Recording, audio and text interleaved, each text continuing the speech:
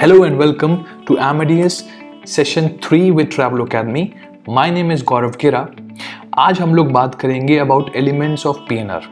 ये सबसे इम्पॉर्टेंट चीज़ होती है जब भी आप कोई GDS को यूज़ करते हो, चाहे आप Amadeus यूज़ करो, आप वर्ल्डस्पैन यूज़ करो, आप सेबर यूज़ करो, अपोलो, कुछ भी कोई भी GDS यूज़ कर रहे हो, अगर आपको PNR बनाना है, पैसेंजर नेम रिकॉर्ड बनाना है, तो आपको उसके बदले में 5 ऐसे एलिमेंट्स डालने ही पड़ेंगे जिसके बिना वो PNR क्रिएट नहीं हो सकता।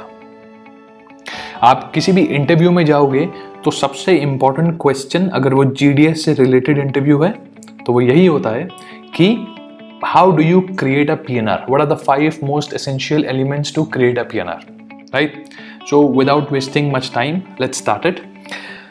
सबसे पहले आप अपनी स्क्रीन पे देख पा रहे होंगे एक यहाँ पर वर्ड लिखा है प्रिंट।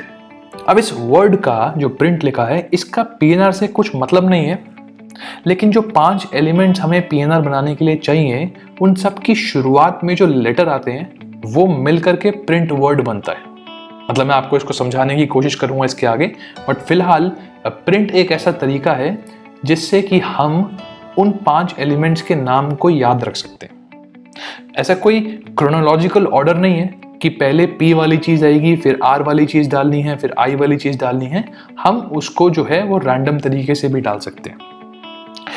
अभी हम लोग शुरू करते हैं। हमारा जो एलिमेंट्स ऑफ PNR बनाने का तरीका है, PNR जो होता है वो पैसेंजर नेम रिकॉर्ड होता है। बेसिकली ये एक बुकिंग नंबर है। जब आप किसी भी पैसेंजर के डिटेल्स डालते हो और एयरलाइंस उसकी बुकिंग को कंफर्म करती है या अनकंफर्म करती है, कोई भी स्टेटस उसका होता है, वो इस बुकिंग नंबर के अंदर होता है। और इस बुकिंग नंबर को हम अपनी ट्रैवल इंडस्ट्री के अंदर PNR कहते हैं। राइट? सो अगर आपने हमारा चैनल सब्सक्राइब नहीं किया है तो please subscribe the channel. We will have more such videos that will enhance your knowledge. सबसे पहले प्रिंट का जो लेटर आता है वो आता है P। P का मतलब है फोन नंबर। मतलब कि अगर आपको Amadeus में या किसी भी GDS में PNR बनाना है तो पहली चीज आपको जो डालनी पड़ेगी वो होगा फोन नंबर। तो पैसेंजर का फोन नंबर हमको बुकिंग के अंदर डालना पड़ेगा। दूसरी चीज जो आती है वो आती है R। R का मतलब है रिसीव्ड फ्रॉम।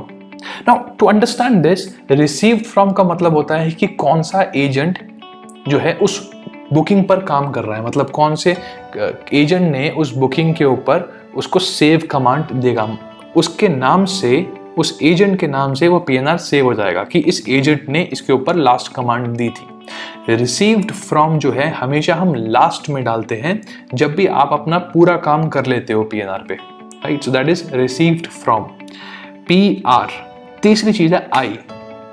I जो है, I है आइटिनरी। आइटिनरी जो होती है उसका मतलब होता है कि आप कहां से कहां जा रहे हैं, किस डेट पर जा रहे हैं, कौन सी एयरलाइन पे जा रहे हैं, सारे के सारे डिटेल्स।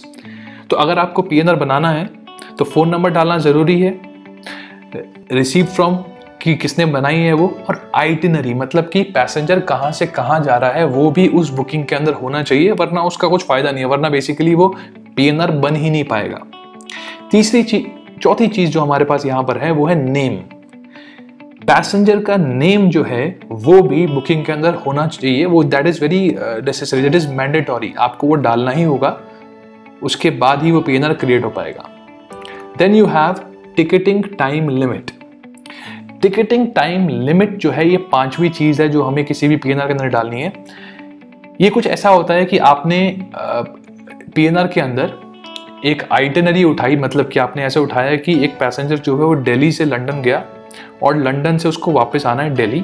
आपने डेट सिलेक्ट करी, 25 दिसंबर को वो जाएगा और 1 जनवरी को वो वापस आ जाएगा। लेकिन इसका ये मतलब नहीं है कि बुकिंग कंफर्म हो गई। बुकिंग कंफर्म तब होगी जब आप उस बुकिंग के ऊपर एयरलाइन को पैसे दोगे। सो GDS में अगर आपने यूज किया है कभी या आप आगे आने वाले टाइम पे करेंगे तो यू कैन सी कि आप जब भी कोई PNR बनाते हैं तो आपको उसके पैसे नहीं देने पड़ते, वो फ्री में बन जाता है।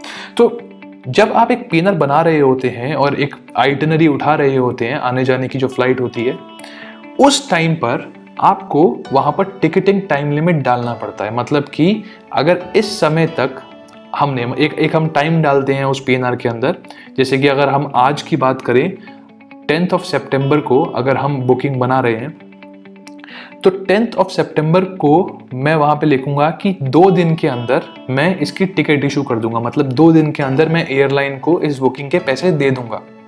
और अगर मैंने 2 दिन के अंदर एयरलाइन को उसके पैसे नहीं दिए तो एयरलाइन मेरी बुकिंग कैंसिल कर देगी। नहीं तो फिर वो अगर कैंसिल नहीं करेगी तो एक तरीके से एयरलाइन की एक सीट जो है मैंने ब्लॉक कर दी और वो सीट वो किसी और को नहीं बेच पाएगी। इसलिए जब भी हम कोई भी पीएनआर बनाते हैं तो उसमें टिकटिंग टाइम लिमिट डालते हैं, एक टाइम डालते हैं ऐसा जो जनरली उसी दिन की रात को 12 बजे का होता है या फिर अगले दिन दोपहर का, कुछ भी हो सकता है वैसे वो। तो आपको वो टाइम डालना पड़ता है पीएनआर के अंदर ताकि एयरलाइन आपको अलाउ करे कि इस टाइम तक आप मुझे पैसे दे सकते हो, इसके बाद फिर हम कैंसिल कर देंगे और किसी और को वो सीट दे सकते हैं। आपको जो प्राइस अभी मिला था वो प्राइस नहीं मिलेगा, शायद आपको हायर प्राइस मिलेगा उससे, राइट। सो बेसिकली ये 5 चीजें PRINT प्रिंट, ये 5 चीजें हमको चाहिए होती हैं जब भी आप किसी भी GDS के अंदर PNR बनाते हैं। और जैसे मैंने आपको बोला, आप किसी भी इंटरव्यू में जाओगे सबसे इम्पॉर्टेंट, सबसे ज़्यादा जो है कॉमन क्वेश्चन यही पूछा जाता है। अगले सेशंस के अंदर हम इसी फॉर्मेट के ऊपर GDS में हमारे AMADS के अंदर PNR बनाने की कोशिश करेंगे और हर एक जो स्टेप मैंने आपको भी बताया है उसको ऐड करने का एक कमांड होती है। So we will discuss that also. Alright, thank you for watching this one. I will see you in the next video. Till then, take care.